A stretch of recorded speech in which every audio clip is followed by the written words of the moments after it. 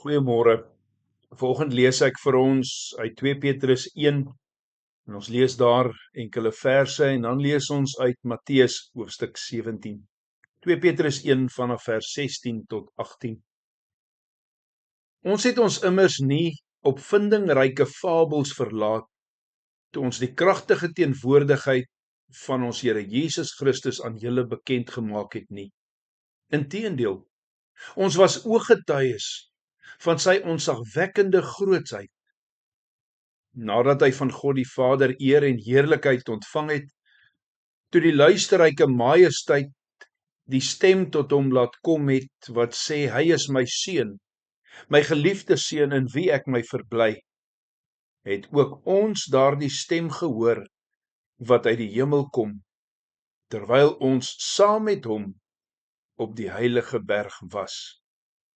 Van Matteus 17, waar hierdie gebeurtenis gebeur waarvan Petrus praat. 6 dae later het Jesus vir Petrus, Jakobus en sy broer Johannes saamgeneem en hulle teen 'n hoë berg uitgelei waar hulle alleen was. Voor hulle het hy van gedaante verander. Sy gesig het gestraal soos die son en sy klere het skitterend wit geword soos die lig. En kyk, Moses en Elia het aan hulle verskyn en was met hom in gesprek. Petrus reageer toe en sê vir Jesus, Here, dit is goed dat ons hier is. As u wil, laat my toe om hier 3 hutte te bou, een vir u, een vir Moses en een vir Elia. Terwyl hy nog praat, het 'n helder wolk skielik 'n skaduwee oor hulle gegooi en kyk, 'n stem uit die hemel sê, dit is my geliefde seun, oor wie ek my verheug. Luister na hom. Toe die disippels dit hoor, het hulle op hulle gesigte neergeval, oorval deur vrees. Jesus het nader gekom en nadat hy hulle aangeraak het, sê hy, staan op en moenie langer bang wees nie. Toe hulle opkyk, het hulle niemand gesien nie, behalwe net Jesus self. Geliefdes, mites,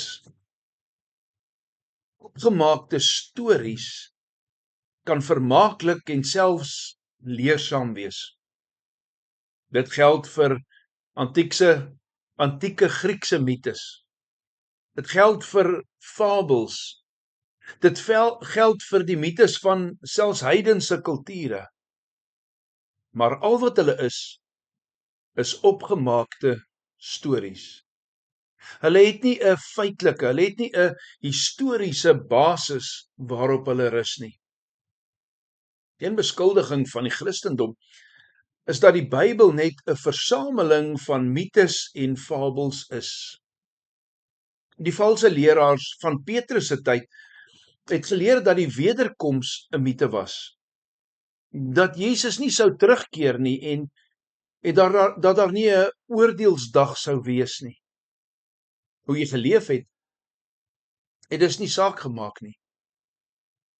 Petrus se reaksie op hierdie valse lering is sy herinnering aan sy lesers dat hy en die ander apostels, hy en Jakobus en Johannes, ooggetuies was van die majesteit van Jesus Christus, al die disippels. Hulle het reg voor hulle oë gesien hoe hy verheerlik word, hoe hy van gedaante verander, hoe sy klere wit word. Hulle het Moses en Elia saam met hom gesien. Hulle het die stem van God uit die hemel hoor praat. Hierdie gebeurtenis het regtig gebeur, sê hy vir hulle. Ek is 'n ooggetuie daarvan. Waarom hierdie gebeurtenis so belangrik is, sal duidelik word in 1 Petrus 1 vers 19 tot 21, ons staan môreoggend daarby stil. Maar die belangrikste punt hier is, dat die herinnering wat Petrus het, om gevestig te bly in die waarheid en om alles aan die werk te stel om 'n goddelike lewe te lei, gebaseer is op feite. gebaseer is op 'n werklike, historiese, letterlike, fisiese gebeurtenis. Petrus sê, ek en Jakobus en Johannes het dit gesien. Wat moet jy en ek doen? Die Here Jesus het gesê in Johannes 20 vers 29, salig is die wat nie gesien het en tog geglo het nie. Wat moet ons doen? Ons moet glo. Ons moet dit glo. Waarom moet ons dit glo? Omdat dit deur 'n ooggetuie aan ons oorvertel is. En geloof is 'n gawe. Gawe uit die hand van God. Daarom kan ons die Here dank vir hierdie gawe van geloof. Ons kan hom dank dat hy sy woord vir ons gegee het, sodat ons Christus kan leer ken deur die getuienis van profete en apostels, hulle wat elke dag saam met hom geleef het ook. Ons kan hom vra vir die wysheid en die moed om verander die goeie nuus oor die verlossing van Christus te gaan vertel. Kom ons doen dit nou saam in gebed. Kom ons sluit ons oë. Almagtige God en Vader, Here, wat 'n voorreg om die gawe van geloof te kan besit, wat deur die Gees in my gewerk word. Dankie dat U woord vir ons gee, sodat ons Christus kan ken, ja, deur die ooggetuienis van profete en apostels. Dankie dat ons kan glo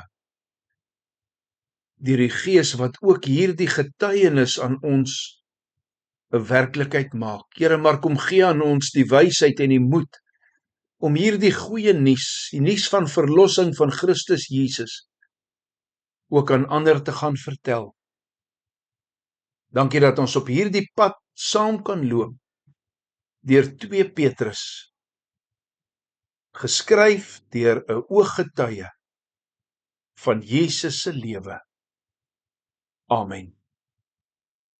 Vanoggend sing ons saam Psalm 23, die eerste en die derde vers.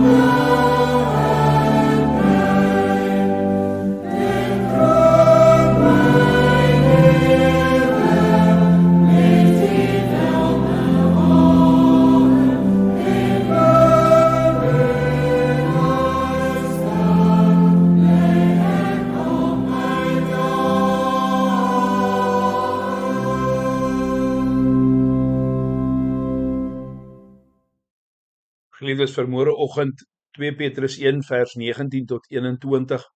En dan saam met dit Jeremia 1 vers 1 tot 10. 2 Petrus 1 vers 19 tot 21 en Jeremia 1 vers 1 tot 10.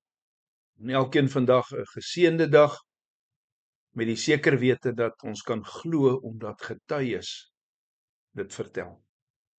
'n Lekker dag.